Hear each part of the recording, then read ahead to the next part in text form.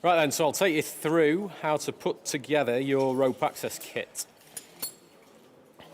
So the main part obviously is the harness. Comes in two sections. You've got the shoulder straps or the chest harness at the top, and then what we call a sit harness at the bottom, which is waist belt, two leg loops. So this is the Petzl Navajo, which is probably the industry standard, what most people tend to use. So to put it on, if I let the shoulder straps fall to one side, get hold of the waist belt so that I can step through into my leg loops.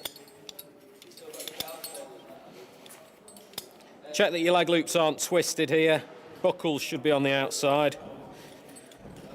Hitch it up over your waist, and then if you get hold of the ends here and lean forward, we can crank it up nice and tight.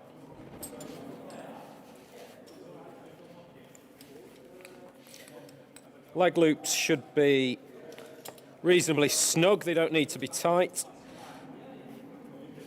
And then we can tidy away these waist straps through the D-rings on the side and into the plastic clips. Shoulder straps, make sure you're not twisted at the back. Lift one over your head and then pull it tight and nice and central. Again, we can tidy this strap away into some elastic there on the shoulder. So that's the basic harness. We've got a Petzl ID descender, stands for industrial descender. That's going to be our main item for going down the rope. Ascenders, we've got a chest ascender on the harness, and we use that in conjunction with a handle descender and a foot loop for going up the rope.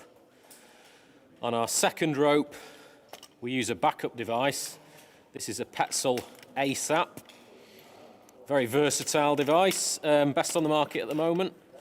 And then I've got a couple of extra bits of kit. We've got an étrier, which is just a tape ladder really, for an extra foot loop. And then this piece of dynamic rope here, which we're going to make into a small set of lanyards called cow's tails. So we're going to tie up a set of basic cow's tails. We're going to do it with a single piece of 11mm dynamic mountaineering rope.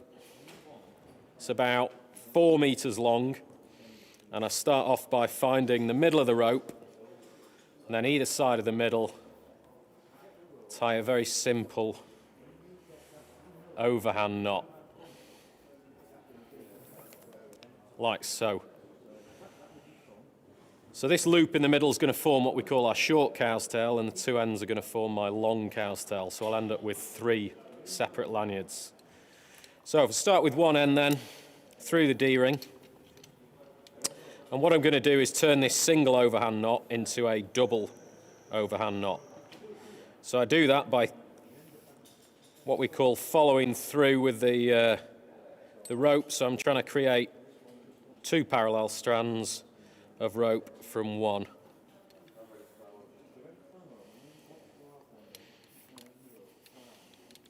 So fairly simple. Keep it as neat as possible, nice and close to the D-ring. Same on the other end.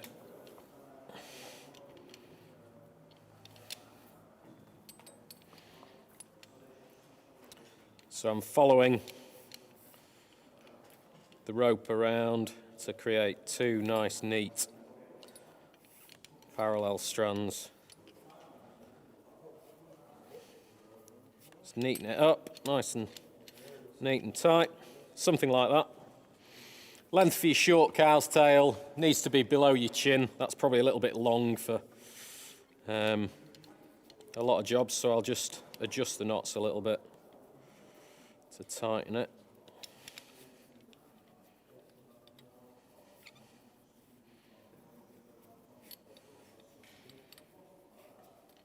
Something like that.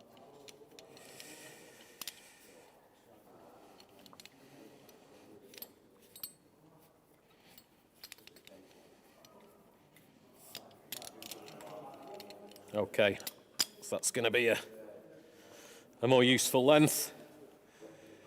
Ends of the cow's tails, I'm going to use a different knot. It's a slip knot called a barrel or a scaffold knot.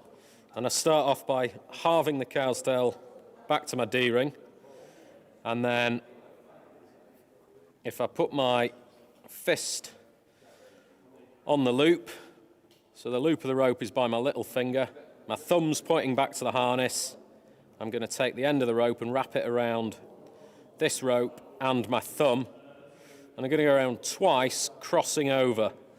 Once I've got that, I take my thumb out and put the end of the rope through where my thumb was, and you get that knot. If we pull it tight, put a carabiner in the loop, and then tighten it up. So we've got a lanyard that we can use to clip in. The knot holds the carabiner in the end. And this being a slip knot is a very good energy absorbing knot as well. You want to make sure the tails on your knots are at least the width of your fist so that they're not working loose. I'll do the same in the other end.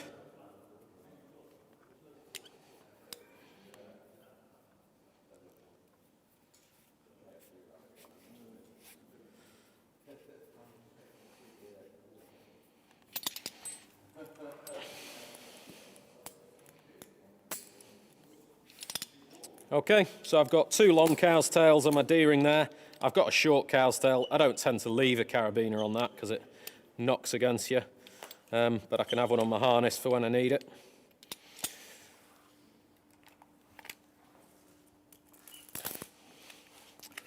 My descender I'm going to attach with a D-shaped carabiner, and I want to end up with the gate of the carabiner facing me so it doesn't get knocked open by any structure I'm working against. So if I clip the carabiner down through the gold side, flip the carabiner around, and then clip it up into my D-ring to the right of my cow's tails. When I screw it up, that's going to stay there then. If I'm on my short cow's tail, it's not trapping this in between them, it's out of the way.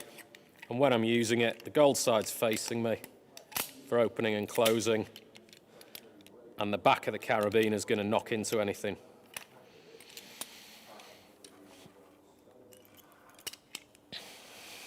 For going up the rope, I need a foot loop on my handle descender.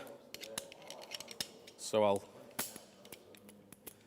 clip this rope foot loop onto the handle descender. If I put my foot in, I want to adjust the length of the foot loop so there's a little bit of overlap between the bottom of my handle descender and the top of my chest descender. So this is a tiny bit on the long side. Shorten it down by an inch. Something more like that, what should do. Now, when I'm using this, although I don't need to be attached to it, it's good if it's attached to me. I don't want to be dropping it.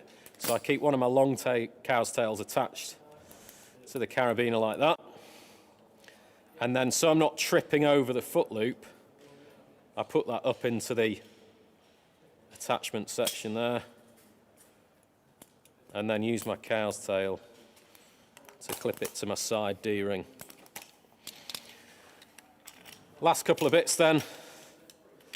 My ASAP backup device. This is a 4S device with a bespoke lanyard for it. So that needs to go onto my chest attachment point. It comes with a carabiner that must be used on the ASAP, this gold one with the triple action gate.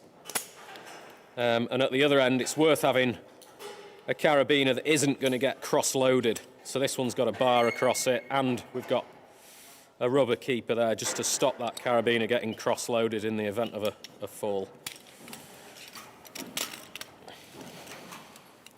Last couple of bits, I've got an étrier, which is a little tape ladder. It's just a spare foot loop, really, for when I'm aid climbing. If I take the third foot loop down and clip it up into the top, that shortens it neatly, and then I'll keep it out of the way on the back of my harness there.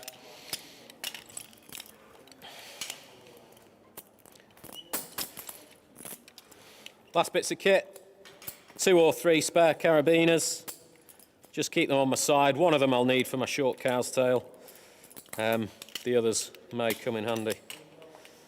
Okay.